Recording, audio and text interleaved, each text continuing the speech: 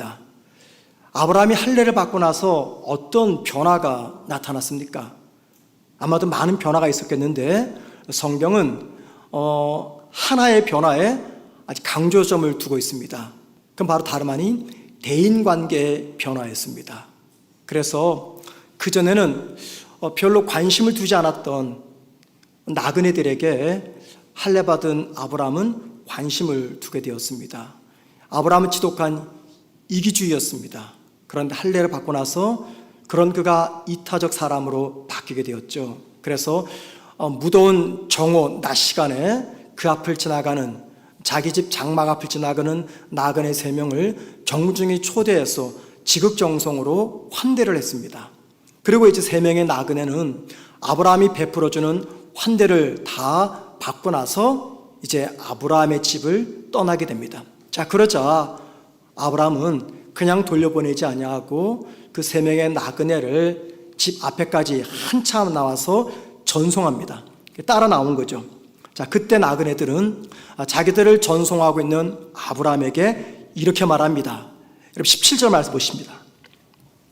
17절, 여호와께서 이르시되 내가 하려는 것을 아브라함에게 숨기겠느냐.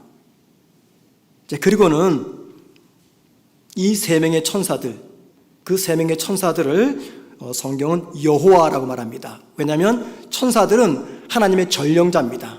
그래서 여호와가 말했다라고 말합니다. 계속 보십시다. 여호와께서 이르시되 내가 하려는 것을 아브라함에게 숨기겠느냐. 그리고 하나님은 아브라함에게 무슨 비밀을 알려줍니까? 소돔과 고모라 성을 심판하려는 하나님의 계획을 알려줍니다. 자, 여러분 다 칠영리를 마치신 분들이죠. 하나님의 뜻과 계획을 하나님이 인간에게 알려주시는 것, 이걸 뭐라고 이야기합니까? 계시라고 말합니다. 예, 계시. 참 대단한 거예요. 다른 교회 성도들은 이거 모릅니다. 뭐 이거 안다고 천국 가는 건 아니지만 그래도 꽤 있어 보이잖아요. 계시라고 하니까는. 예. 하나님의 뜻과 계획과 비밀을 사람들에게 알려주는 거, 이걸 계시라고 말합니다.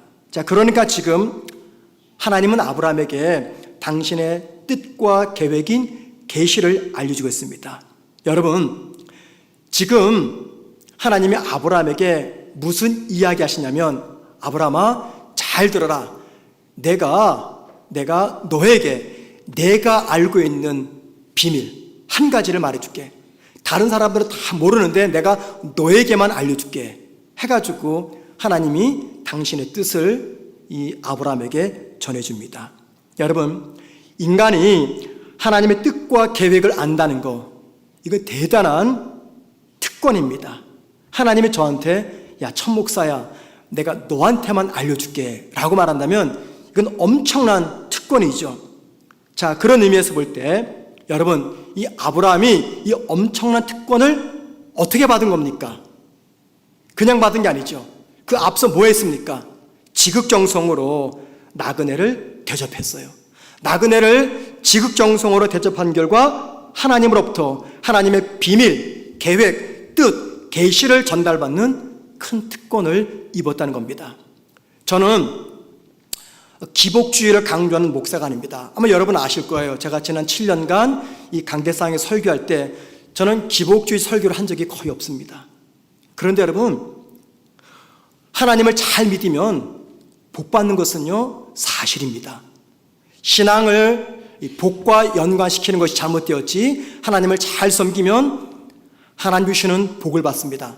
특별히 하나님이 누구에게 은혜와 복을 주실까요? 하나님의 마음을 알아서 하나님의 기뻐하시는 일을 하는 성도, 하나님이 기뻐하는 그 일을 하는 성도들에게 하나님은 복을 주십니다. 지금 아브라함이 그 복을 받고 있는 거예요. 자, 그런데 그 특권이 그냥 특권으로만 끝나지 않습니다.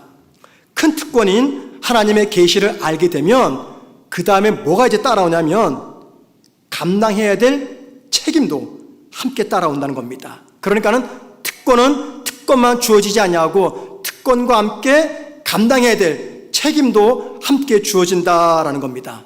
이게 오늘 아브라함의 이야기를 통해서 우리가 발견할 수가 있습니다. 그래서 오늘 말씀을 통해서 아브라함이 하나님의 계시를 받았던 그 특권과 함께 그가 감당했어야 될 그 책임이 무엇인가, 이 문제를 좀 함께 생각해 보려고 합니다.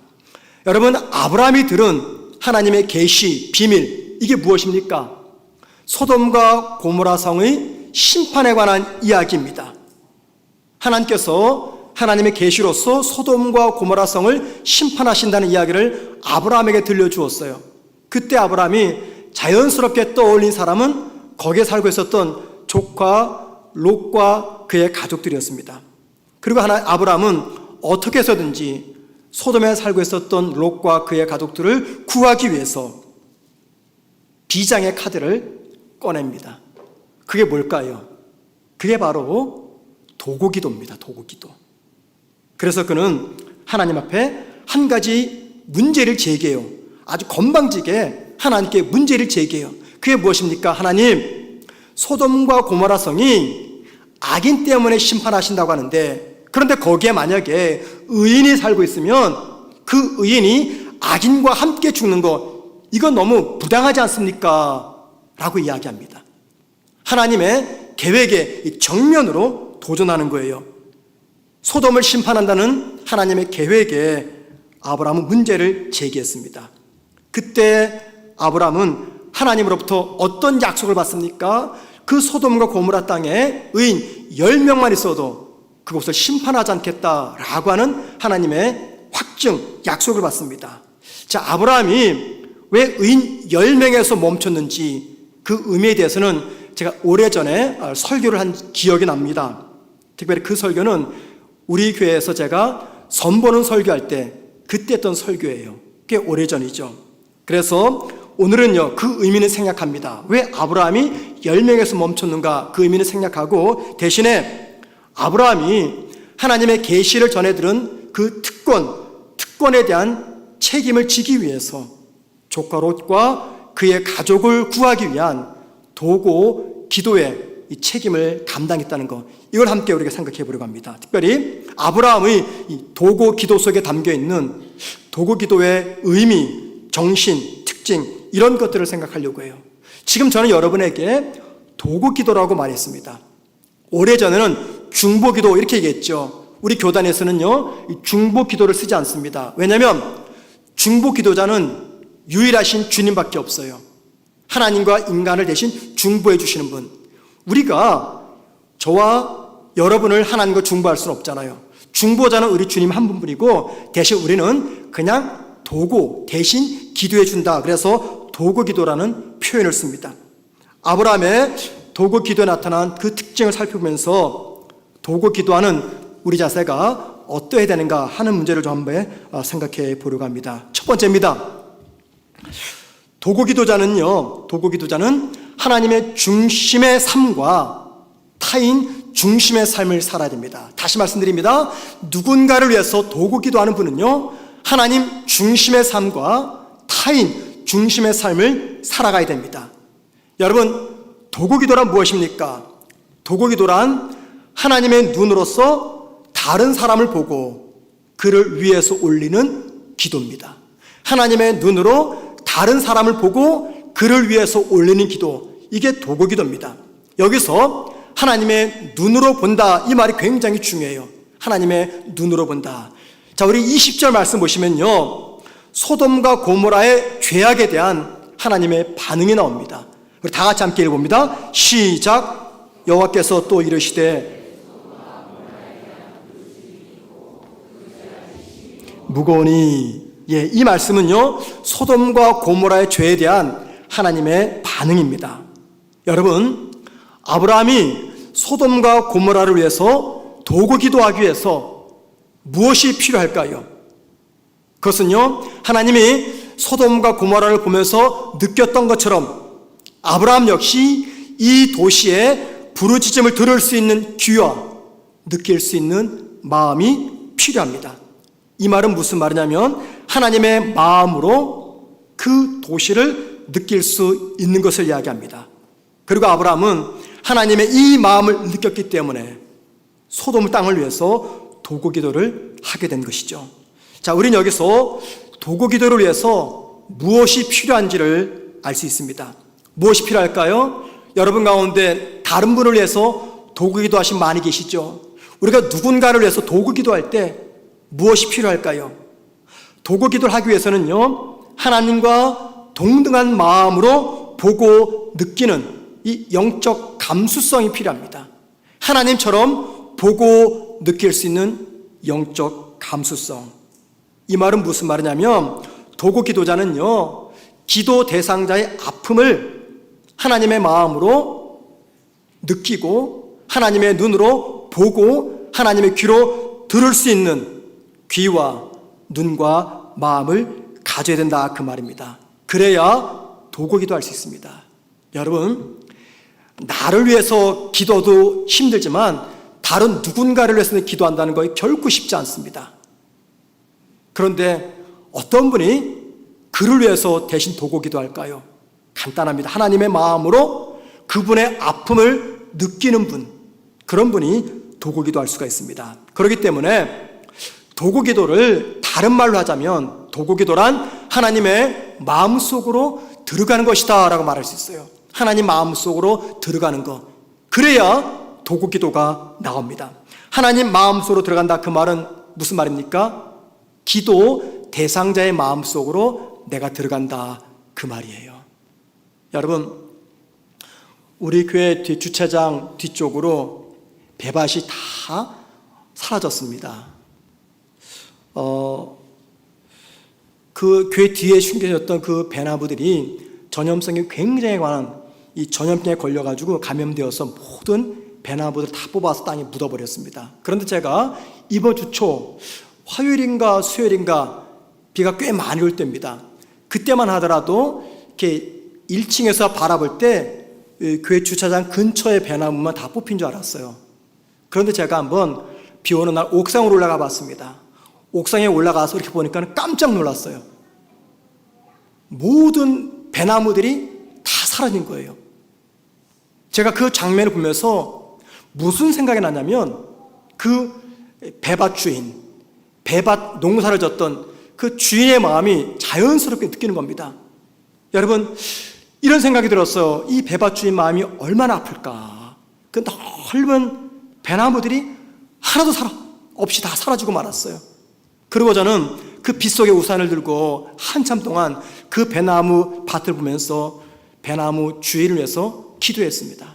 하나님, 너무 마음이 아프지 않게 도와주시고 이 모든 아픔을 피할 수 있는 전화위복의 은혜를 주세요. 그런 기도를 하고 내려왔습니다. 여러분, 제가 왜 그분을 위해서 도구기도 했을까요? 이건 너무 간단합니다. 제가 그 순간 그 기도 대상자의 마음속으로 들어갔기 때문입니다. 우리 주변에 우리의 도구 기도가 필요한 분들이 많이 있습니다. 많이 계셔요. 건강의 문제, 물질의 문제, 관계의 문제, 실패, 자녀, 이별 등등의 문제로 많이 힘들어하고 어려워하는 분들이 있습니다. 자, 여러분, 누가 어떤 분이 그분들을 위해서 기도할까요? 그들을 바라보는 하나님의 마음을 느낄 수 있는 영적 감수성이 뛰어난 분들입니다. 그리고 그들의 아픔과 고통을 보고 느낄 수 있는 영적 공감 능력이 뛰어난 분들입니다.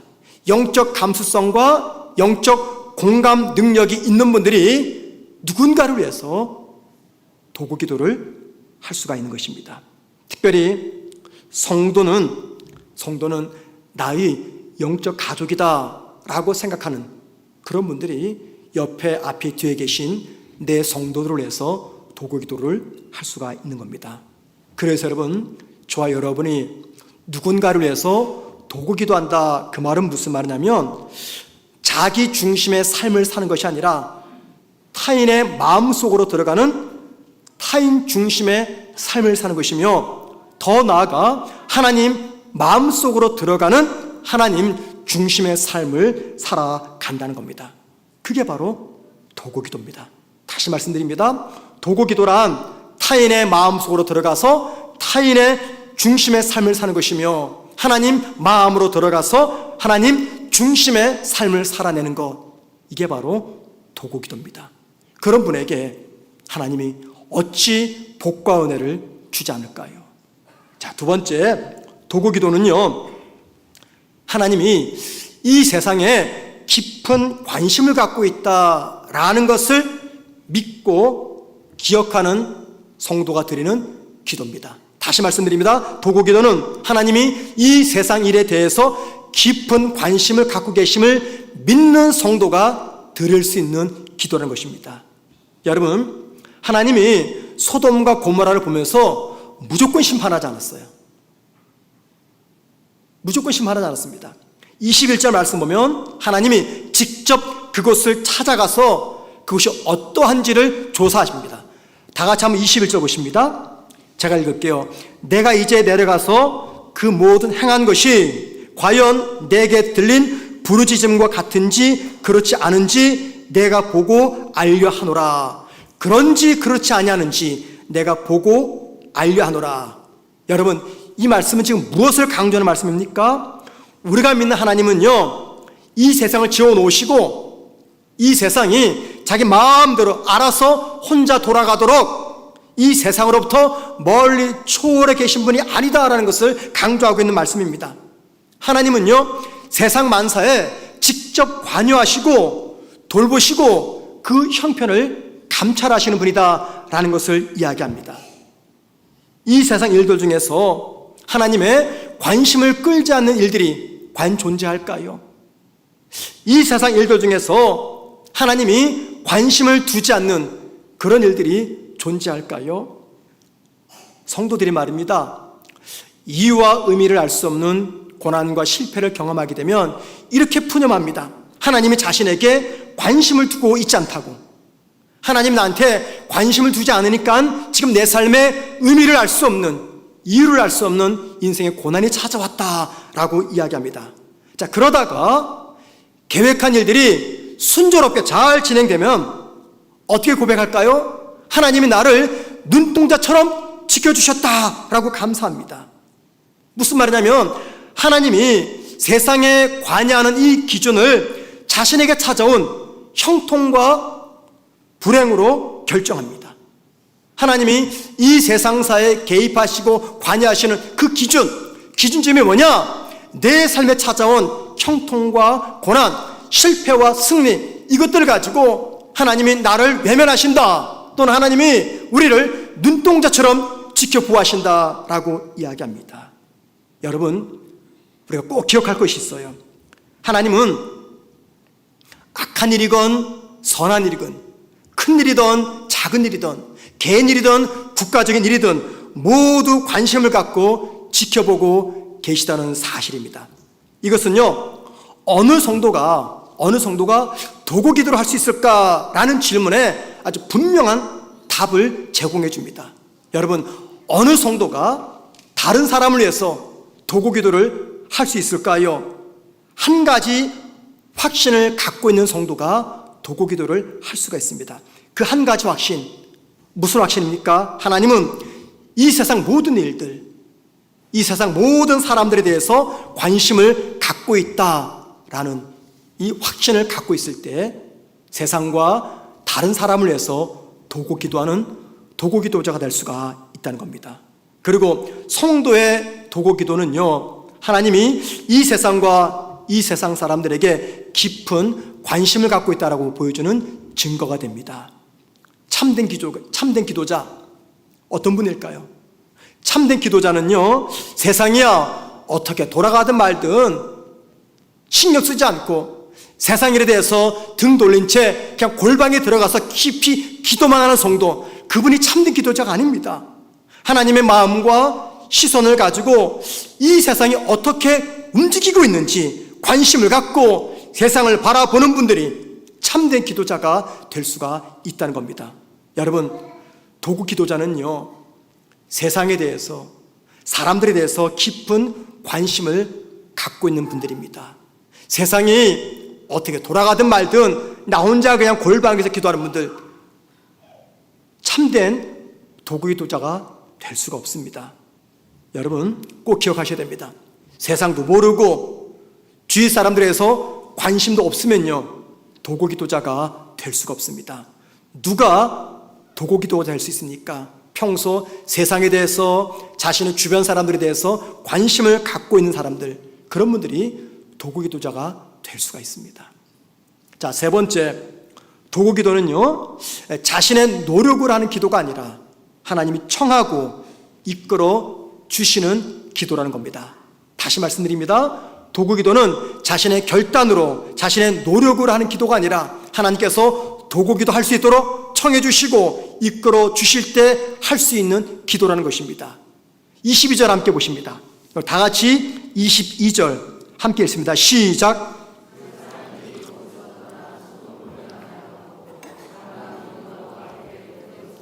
예. 자, 22절 이 말씀은요, 아브라함이 환대를 받았던 천사 3명 중에서 2명은 이제 소돔과 고모라 땅을 조사하기 위해 떠났습니다.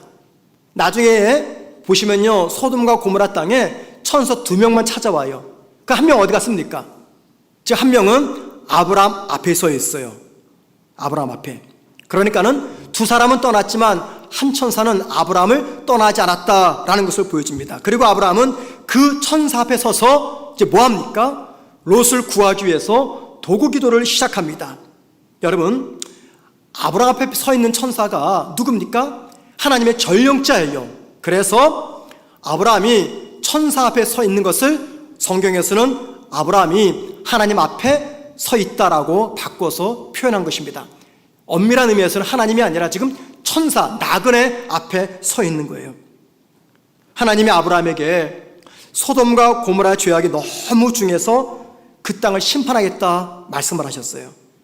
그런데 여러분, 그러고 나서 이 천사가 아브라함을 떠나는 것이 아니라 어떻게 돼 있어요? 계속해서 아브라함 앞에 서 있는 거예요. 여러분 생각해 보세요. 내 비밀을 아브라함 너에게 알려줄게 말씀하셨잖아요. 그 비밀을 말씀하셨어요. 그럼 어떻게 됩니까? 이제 잘 있어라 하고 떠나야 돼요. 그죠? 근데 오늘 22절 말씀 보니까는 이 천사가 계시를 전달하고 아브라함을 떠나지 않고 계속해서 그 아브라함 앞에 서 있습니다. 왜 그럴까요?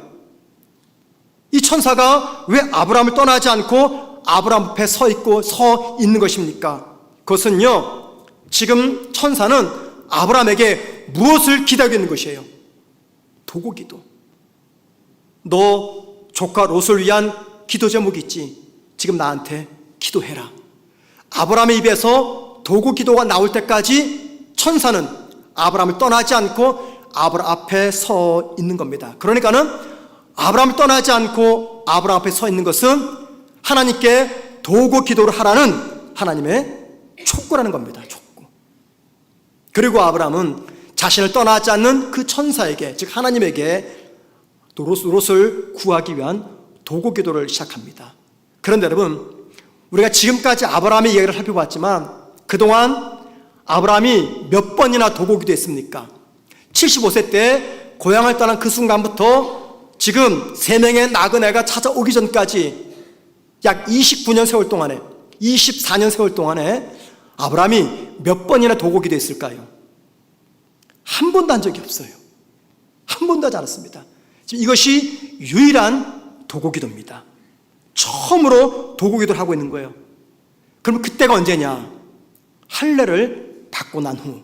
그러니까는 할례를 통해서 아브라함이 영적으로 이만큼 성장하고 성숙했다라는 것을 보여주고 있습니다. 여러분, 이건요, 저와 여러분에게 중요한 것을 알려줘요. 우린 육체 할례 받지 않습니다. 우린 마음의 할례를 받아요. 그러면 마음의 할례를 받은 자가 신경 써야 되는 기도, 어떤 기도일까요?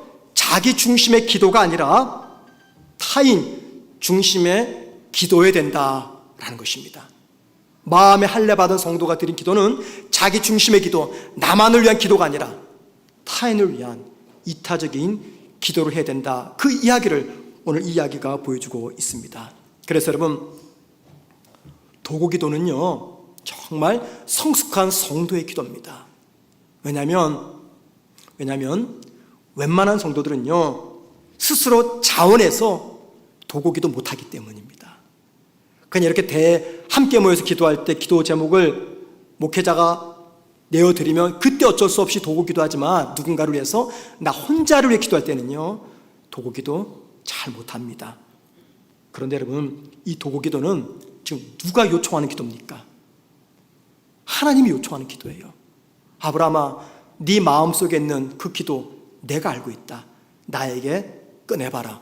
그래서 하나님이 아브라함을 떠나지 않고 계속해서 아브라함의 도구기도를 기다렸던 겁니다. 여러분, 그래서 잘 들어보세요. 이 도구기도는 하나님이 요청하는 기도이기 때문에 뭐가 빠를까요? 응답이 빠릅니다. 응답이. 나를 위한 기도보다도 내가 누군가를 위해 기도하는 그 기도 응답이 빠릅니다. 왜요? 하나님께서 요청하는 기도이기 때문입니다. 마지막 도구기도는요, 겸비한 마음으로 드려야 되는 기도입니다. 겸비한 마음으로. 하나님은 아브라함을 뭐라고 말씀하셨어요? 나의 벗. 그죠? 나의 벗. 이게 무슨 말입니까? 나의 친구, 그 말이에요. 나의 친구. 여러분, 아브라함이 하나님으로부터 나의 친구라는 이야기를 들었을 때 오만방자했을까요? 그러지 않았습니다. 그 상황 속에서 아브라함이 잊지 않는 것이 있었어요. 그것은 창조주와 피조물 사이에는요, 본질적으로 채워질 수 없는 간격이 있다는 것을 아브라함은 알았습니다. 하나님이 자신을 나의 친구라고 말씀하셨지만 아브라함은 그 가운데서도 창조주와 피조물인 자신 사이에는요, 채워질 수 없는 엄청난 간격이 있다는 것을 이 아브라함은 알았습니다. 우리는 하나님을 아버지라고 부릅니다. 그런데 한 수 더 떠서 우리 예수님은 우리들에게 하나님을 뭐라고 부르라 했습니까? 아바.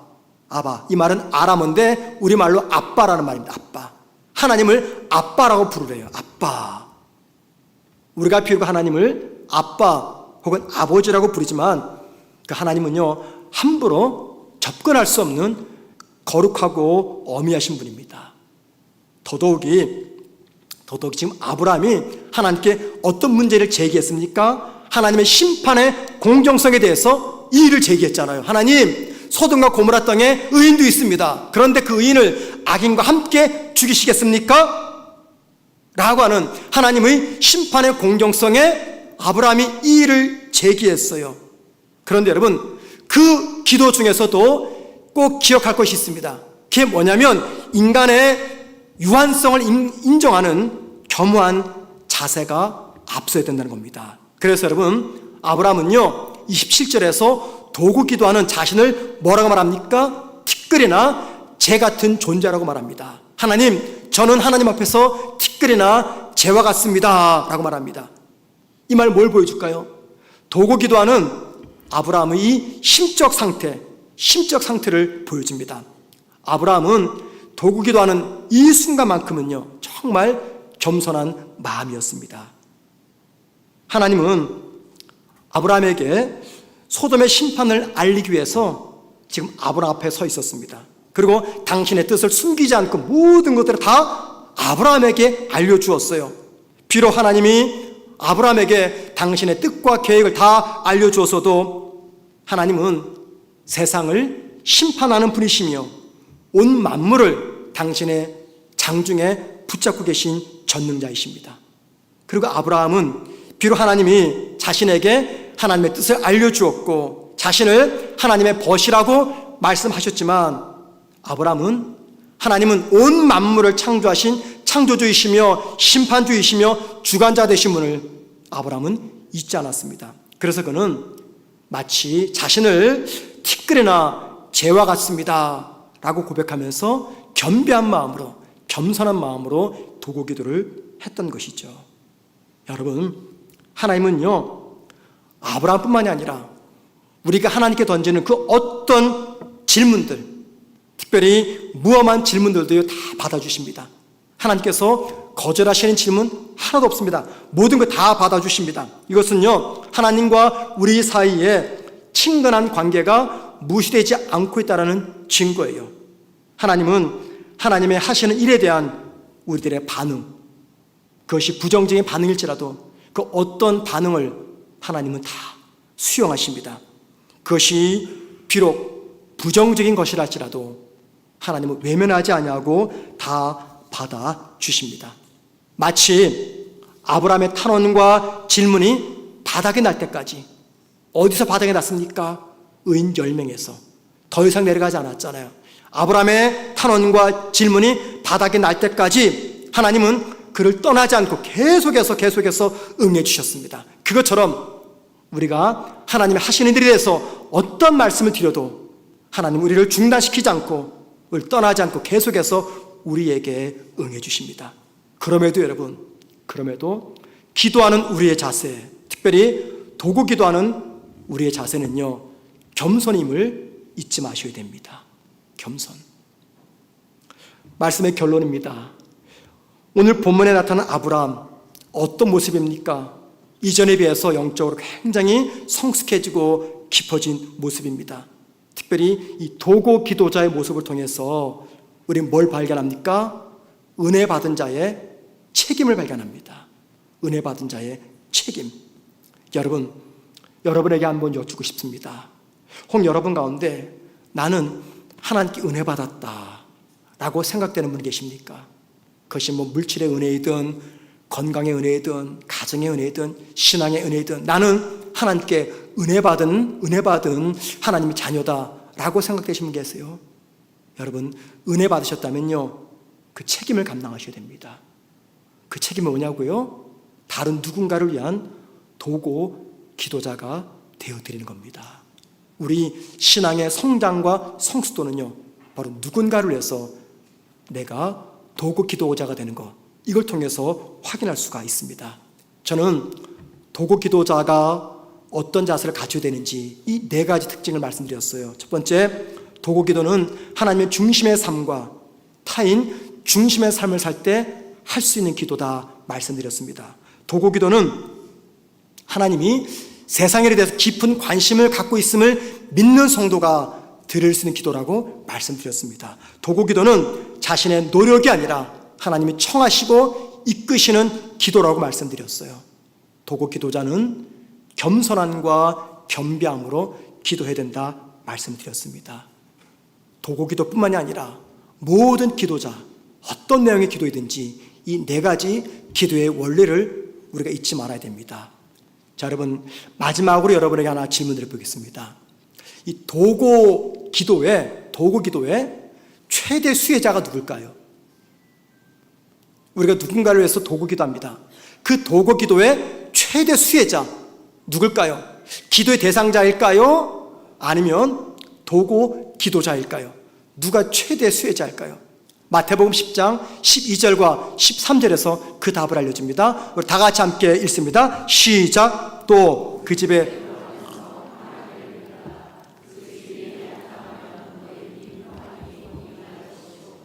만일 합당하지 아니하면 그 평안이 너에게 돌아올 것이니라. 여기 보십시다. 또 그 집에 들어가면서 평안하기를 빌라. 무슨 말입니까 이게? 그 집을 위해서 도구 기도해라 그 말이죠. 그죠? 도구 기도해라. 그런데 기도했는데 그 기도가 그 가정에 임할 수 없는 가정이라면 그 기도는 너희들에게 돌아갈 것이다 라고 말합니다. 이게 무슨 말일까요? 이 말의 핵심은요, 결국 도구 기도자에게 하나님의 놀라운 은혜가 임한다는 겁니다. 그러니까는 도구 기도의 최대 수혜자는요, 기도 대상자가 아니에요. 내 기도를 통해서 아픔 속에 있는 그분이 위로도 받고 좌절 속에 있는 그분이 힘을 얻겠지만, 그런데 여러분, 정말 도구 기도의 최대 수혜자는요, 기도 대상자가 아니라 도구 기도하는 내 자신이라는 겁니다. 왜요? 하나님은 누군가를 위해서 내가 기도할 때 그 기도자의 기도를 외면하지 않을 뿐만이 아니라 그 기도자의 인생을 하나님께서 책임을 지시기 때문입니다. 무엇보다 여러분, 저와 여러분이 도구 기도를 하게 되면요, 내 안에 가득 찼던 이기심, 적대감, 두려움은 사라지고 우리 중보자이신 주님의 마음으로 가득 채워지게 될 것입니다. 한번 시험해 보세요. 여러분 마음속에 두려움이 있습니까? 절망이 있으세요? 근심이 있으세요? 외롭습니까? 그럼 여러분 최선을 다해서 누군가를 위한 도구 기도자가 한번 되어 보십시오. 어느 순간 우리의 진정한 중보자이신 주님의 마음으로 도구 기도하는 내 마음이 가득 채워지게 될 것입니다. 무엇보다도 여러분 꼭 기억하십시다. 그 어떤 기도보다도 도구 기도는 응답이 빠릅니다. 그래서 여러분, 도구 기도를 통해서 우리가 뭘 배웁니까? 기도의 기도의 능력을 배웁니다. 기도의 능력. 저와 여러분이 기도의 능력 배우면요, 평생을 기도하는 사람으로 살아가게 된다는 겁니다. 기도의 능력을 깨달으면요, 기도 안 할 수가 없어요. 왜 기도 안 합니까? 왜 기도를 싫어합니까? 왜 기도를 피곤하게 느낍니까? 왜 기도를 짐처럼 생각합니까? 기도의 능력을 경험한 적이 없기 때문이에요. 하지만 기도의 능력과 권세를 경험하신 분은요, 결코 기도 쉬는 죄를 범하지 않습니다. 기도하지 않으면 두렵습니다. 걱정이 됩니다. 물론 기도 안 한다고 하나님이 저와 여러분에게 재앙을 내리지 않습니다. 그런데 기도하지 않으면 하나님의 은혜를 누리지 못하기 때문에, 하나님의 임재 속으로 들어가지 못하기 때문에 기도하지 않으면 두려운 거예요. 여러분, 도구 기도하면요, 기도의 능력을 체험하게 됩니다. 그러면 기도의 대상자가 아니라 기도하는 내가 영적으로 살아납니다. 여러분, 내 신앙이 얼마큼 성장됐을까요? 내가 얼마나 성숙해졌을까요? 다른 거 보지 마시고 여러분의 입에서 나오는 도구 기도의 내용을 통해서 확인하십시오. 왠지 아십니까? 내가 누군가를 위해서 도구 기도가 된다는 것은요, 내가 그를 위해서 내 시간을 버린다는 거예요.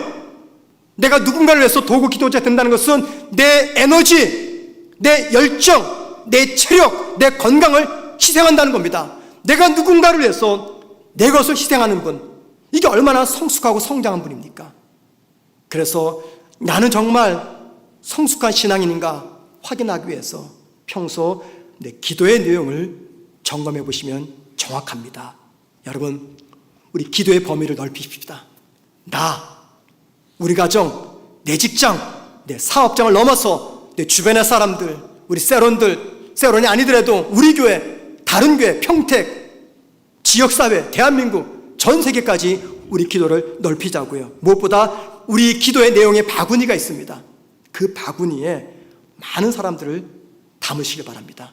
나만 담지 마시고, 내 자식, 내 배우자만 담지 마시고, 다른 사람, 다른 집까지 다 담으십시다. 그렇게 기도할 때 하나님은 우리 기도를 통해서 영광을 받으시고 도구 기도자가 누릴 수 있는 아름다운 은혜를 보게 될 것입니다. 그런 도구 기도자가 되기를 주님의 이름으로 축원을 드립니다.